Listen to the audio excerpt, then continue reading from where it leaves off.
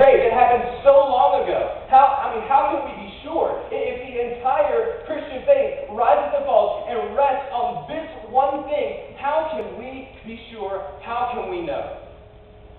Number one, Jesus' tomb was not enshrined.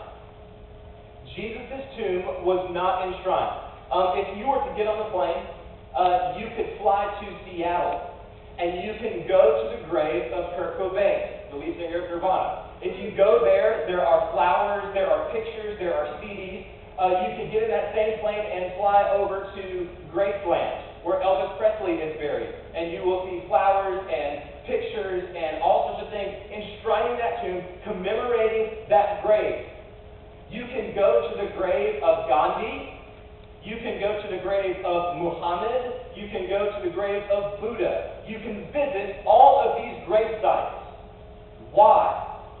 Because people who loved and were dedicated to them went to their tomb, went to the place that they were buried to honor them, to pay their respect to them.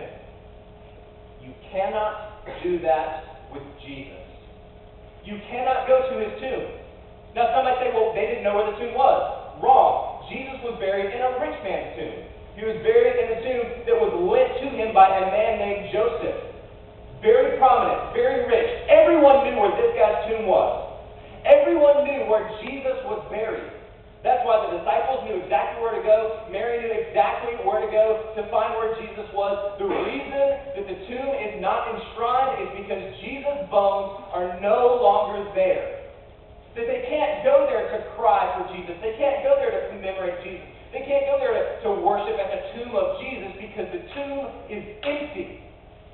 There's nothing in there. If there was a body in there, we would still be commemorating. We would still be going over there to worship at the tomb of Jesus. But it's empty.